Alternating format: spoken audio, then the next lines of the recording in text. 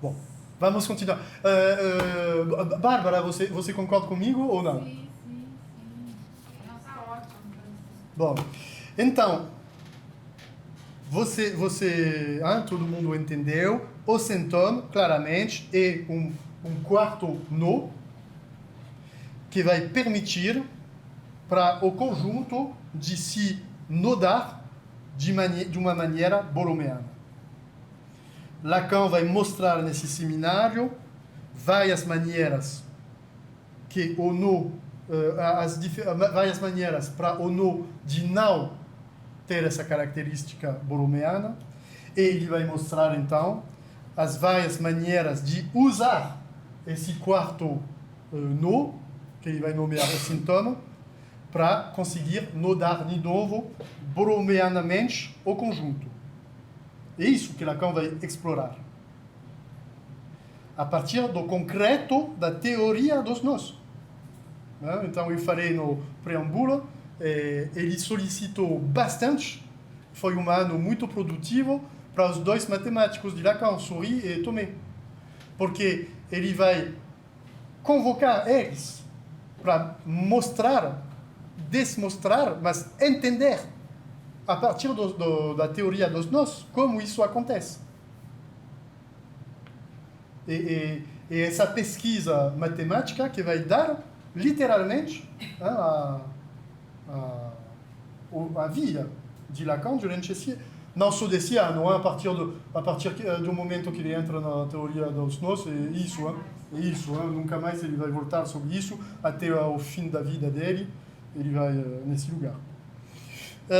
Então, a próxima vez eu vou mostrar para vocês isso, essa coisa das várias maneiras do lapsus do nó possível, e essas diferentes maneiras de, então, ver matematicamente uma função sintoma.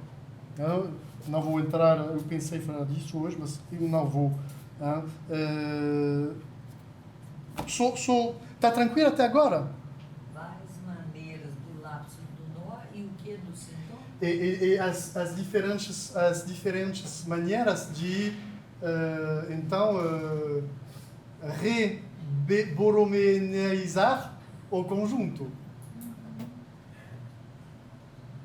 Ou seja, de usar dentro do nó desboromeanizado o quarto nó, que Lacan vai nomear sintoma, mas que matematicamente é o quarto nó, X, e que vai ter essa função de reboromeanizar o conjunto.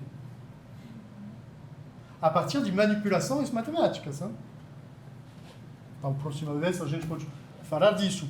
Clinicamente tem efeitos bastante interessantes. Bastante interessantes. Vocês vão ver, mas é óbvio, todo mundo entendeu. Você está tranquilo? Está seguindo? Tá bom? Patrícia, não, mais ou menos. Porque, como você já está no sintoma, você está citando por sintoma. O sintoma ele tem uma função também de uma ação. Não, estou falando só do sintoma hoje, essa noite. Desculpa do sotaque, mas estou falando só do sintoma. Não estou falando do sintoma. Eu só falei do sintoma aqui. Isso é o lugar do sintoma, ou sintoma clássico. Bom dia, bem-vindo. Fique à vontade. Isso aí é o fantasma. Fantasma simpático a gente tem. Fica tranquilo, tem um espaço. Bom, então, só para abrir... não, desculpa, então, está seguindo? Não, acho que quando você entrar também mais no sintoma, também vai... Eu falei só disso hoje, só desse sintoma que é o quarto nó.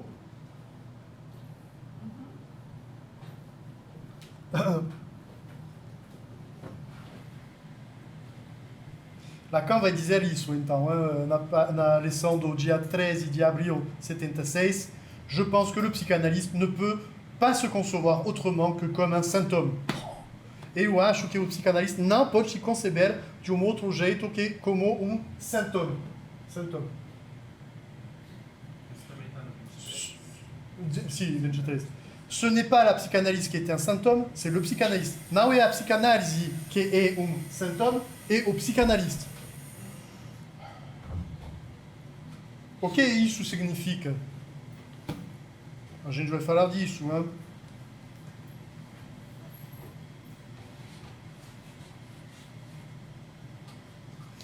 Mas eu acho que, para entender essa frase de Lacan, a gente precisa entender uma coisa que ele vai inventar. Ele não vai inventar a coisa, mas ele vai inventar o nome.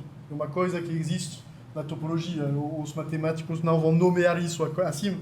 Agora sim, algumas sim, a partir de Lacan. Mas Lacan vai falar de buraco de verdade ou buraco falso. Faux trou, vrai trou.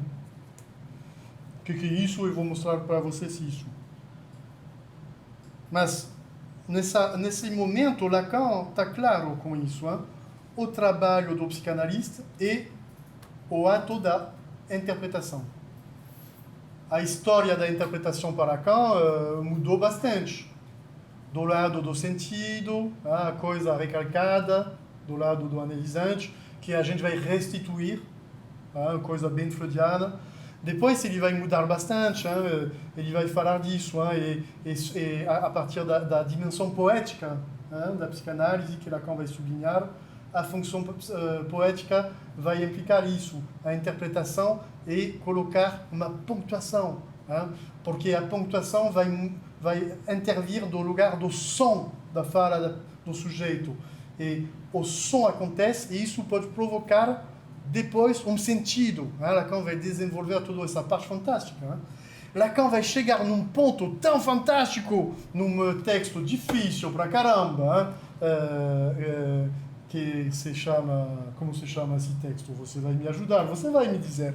Onde ele vai dizer a interpretação pode provocar um movimento dos discursos. Eu não vou falar disso hoje, mas ele desenvolveu essa noção dos discursos, do analista, etc., os 4 discursos. Ele vai dizer, uma interpretação, claro, a gente sabe, pode provocar um deslocamento de discurso, mas a interpretação é o deslocamento do discurso. Ou seja, a definição da interpretação para ele nesse momento, nesse texto, é isso, é o deslocamento de discurso. E ele vai chegar depois, a partir dos nós, a partir dessa questão tão interessante. O psicanalista interpreta. O que isso significa? Isso significa uma coisa muito específica sobre a questão do objeto. O objeto a coisa, que tem a ver com a coisa. Bom, a coisa, vocês sabem disso, eu descobri isso pouco tempo atrás. Na língua chinesa, no mandarino, a língua mandarino, a coisa, o negócio, e também a coisa no sentido filosófico. Vocês sabem como isso se diz em chinês? Se diz est-ouest. Est-ouest. A coisa se diz em chinês est-ouest. Mas o est-ouest, ou est-ouest chinês. Est-ouest. A coisa est-ouest. Isso é uma coisa que me interessa bastante, porque dá uma indicação da localização, do direcionamento, mas também de uma noção de totalidade entre oeste e oeste. Tem então, pensar a questão da coisa topologicamente, isso é interessante, esse est-ouest. Bom, e uma parêntese.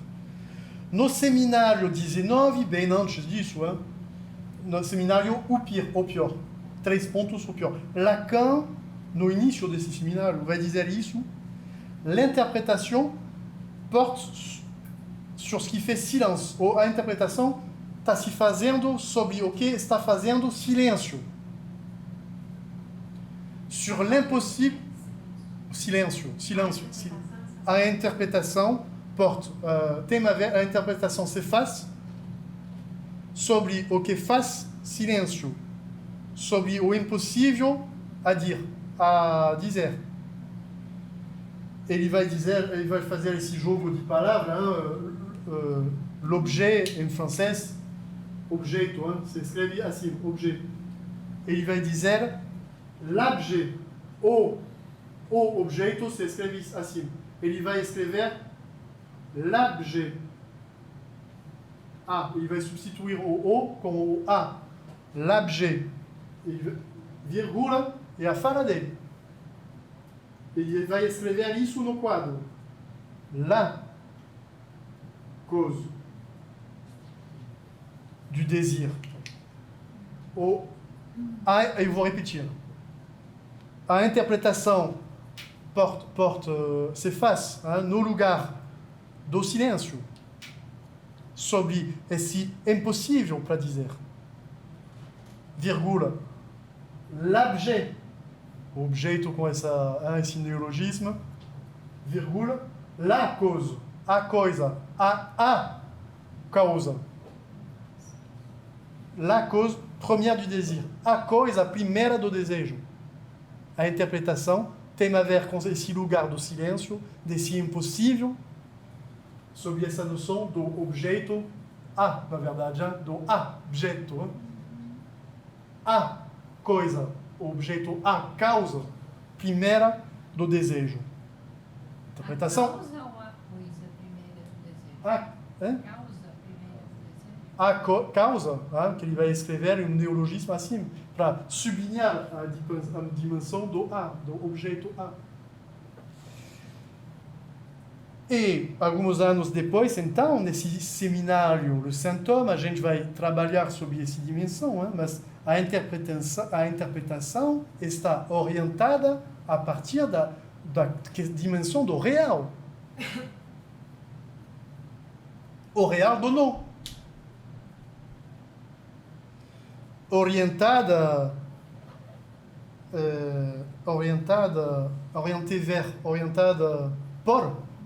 em direção a esse neologismo que ele vai criar nesse seminário, l'objet. Então, no seminário 19 ele falou de l'objet, e no seminário 23 ele vai falar de l'objet.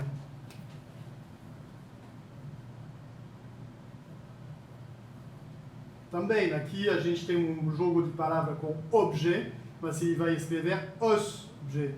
O osso do objeto. Ele vai fazer essa proposta nova, esse neologismo, na última lição do seminário 23. Ele vai dizer isso.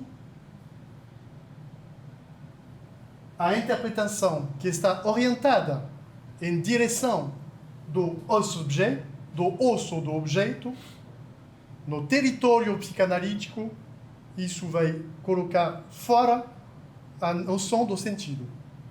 Uma palavra difícil, mas é para dizer que o psicanalista que vai orientar a clínica dele a partir da leitura do nó, da leitura desse real que é o nó, vai orientar a interpretação dele em direção do os-objet, do osso do objeto. E isso implica de sair da lógica do sentido.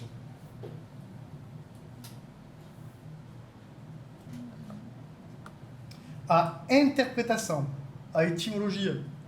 Interessante, né?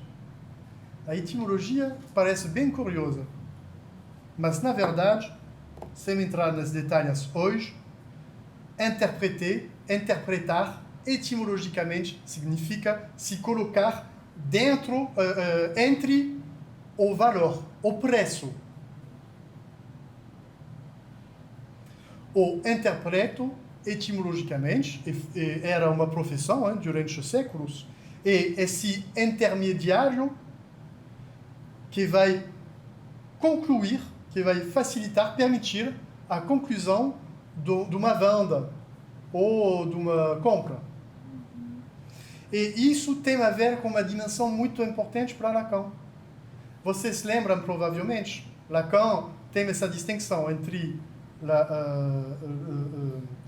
le rapport et a relação. São duas palavras diferentes em francês. O rapport e a relação.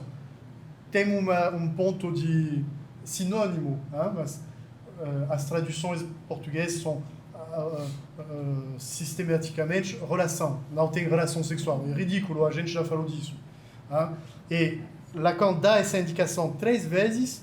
A tradução mais pertinente seria correspondência. Mas rapport é uma dimensão lógica fundamental para Lacan. Porque o rapport, etimologicamente, a história dessa palavra, tem a ver com isso. Imagina um campo. É um exemplo que eu já dei. Um campo, o fazendeiro vai plantar a semente de batata. O que vai acontecer? Batatas. Vocês estão dormindo. Então, tem uma relação entre o campo e a batata.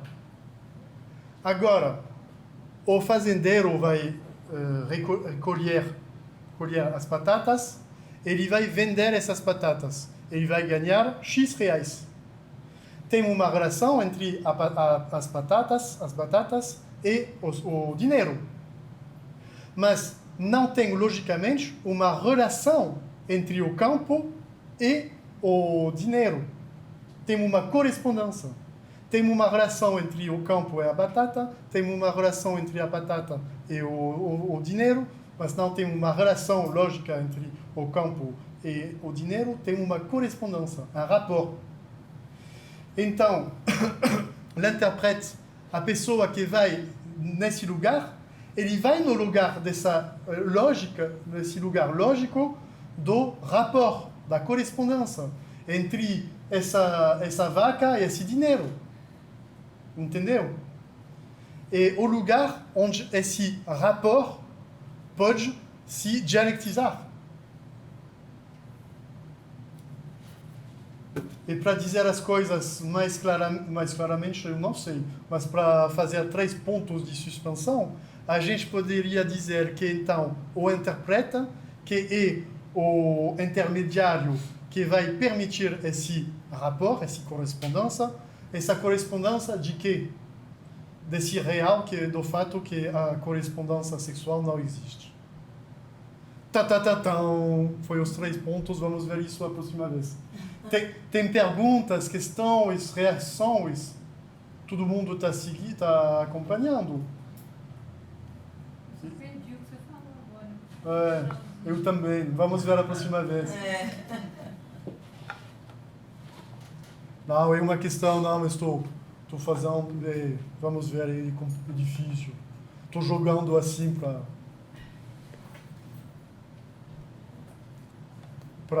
a música da finalização, para fechar. Pois é, porque tem a ver com o Saint-Thomas, né? Isso, exatamente. Onde isso não acontece, onde desliza. Isso. E isso é a razão por a qual eu acho que Lacan fala disso, que a gente, o psicanalista, precisa se pensar como um Saint-Thomas, nesse lugar da interpretação, do rapport, da correspondência. O que seria o quarto nó. Isso, hein? O Saint-Thomas e o quarto nó. Quarto nó. E o analista, a presença dele é para isso, para fazer esse quarto nó. Então, clinicamente, a gente pode ver isso, que para esse sujeito, nessa hora, o psicanalista pode ser o quarto nó. Mas, algumas vezes, o quarto nó pode ser outra coisa. Pode ser a escrita, pode ser a pintura, pode ser a mulher, pode ser a cocaína, pode ser a masturbação, pode ser o ódio com o presidente da República, pode ser o amor para o presidente da República, pode ser, ou seja, pode ser uma coisa nos cabelos, pode ser a dança, pode ser as plantinhas, pode ser, não sei, cada vez pode ser diferente. Mas mesmo se o analista não tem essa função para esse sujeito de se constituir o quarto nó, o analista, leitor do nó, deve se pensar como quarto nó. Mesmo se ele não é matematicamente falando. Sendo que o analista é formado ali na análise. O analista não existe. Não. E isso tem a ver com o buraco de verdade ou o buraco falso. Eu acho que se pensar nessa perspectiva do sintoma, isso vai matematicamente criar uma linha indefinida. E para tornar um buraco falso, topologicamente, se você coloca dentro uma linha indefinida, esse buraco que é falso, não de verdade, vai se tornar um buraco de verdade. Topologicamente, eu vou mostrar isso. Então, eu acho que o trabalho do analista é isso. Se constituir linha indefinida para tornar um falso nó num nó de verdade. Buraco de verdade. Buraco. Isso tem a ver também com a questão de silêncio. Um silêncio que não é um nada do lado da morte, mas que é um silêncio do lado do campo dos possíveis. Um silêncio que é do lado do vazio. Um vazio que não é um nada, é um vazio dentro do qual tem a possibilidade de uma linha de fuga que pode permitir a perspectiva, que é uma linha indefinida, que é o trabalho do analista.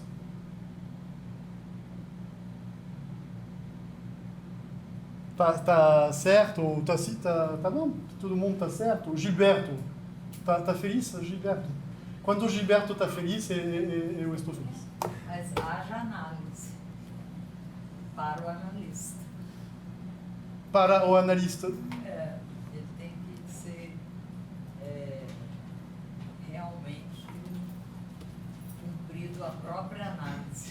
Sim, então, o analista leitor do nó, antes de tudo, leitor do próprio nó dele. Do próprio nó. E isso é uma das condições que Lacan vai mencionar claramente para se autorizar de se tornar analista. Se autorizar de se tornar analista é uma parêntese. Isso não significa, Lacan nunca falou, se autorizar de se tornar a profissão analista e aceitar, ocupar um lugar no discurso analítico. Exatamente. Então, entre outras coisas, é conseguir ler onde esse ser analista vai se colocar dentro desse nó, que eu sou o analista, o ser do analista, o sujeito do analista.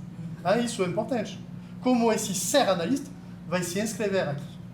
Outra condição, eu acho, que Lacan claramente vai colocar para se autorizar de ser analista é conseguir ver um pouco quais são as modalidades do gozo do analista. Bom, a gente falou disso pouco tempo atrás, a gente fez toda uma lição no seminário, um curso sobre isso. O gozo do analista. A gente falou do desejo do analista, mas não tem como falar do desejo do analista sem falar do gozo do analista. Então, onde isso vai se localizar? Falar de sintomas, sem falar de gozo. A gente vai falar, sim, de gozo. A gente precisa falar do gozo. Quando a gente fala da clínica nodal, dos nós, a gente precisa falar do gozo. Isso aí é o traço de gozo. Sim, mas isso vai ser importante de localizar um pouco, porque algumas vezes a gente teria a tentação de dizer para Lacan o gozo é isso. É importante de localizar. Lacan que fala do gozo em 54 não é o mesmo gozo que em 74 e 74. Então o gozo, quando ele entra tem já toda a reforma total que ele fez sobre esse conceito. Então o gozo daqui não tem muito a ver, tem a ver, mas não é a mesma definição que o gozo anterior. Isso é importante, bastante importante. Então, para falar do sintoma, que é um traçamento gozante, a gente vai precisar colocar alguns pontos sobre o que a gente está falando. É de uma responsabilidade muito grande, porque são 3 saberes aí para assumir esse lugar do analista. O saber do sintoma, Sim. o saber textual da psicanálise e o saber do caso clínico que a gente Sim. está dirigindo. Sim, um aspecto importante, né? Um aspecto importante. Mas eu acho que tem essa coisa, né? O analista é um leitor. O analista é um leitor, e isso é uma responsabilidade no sentido etimológico. Hein? Qual é a sua resposta? Como você vai responder dessa leitura que você está fazendo, do próprio no que você é, do no que está acontecendo na sua encontro com fulano, tudo isso.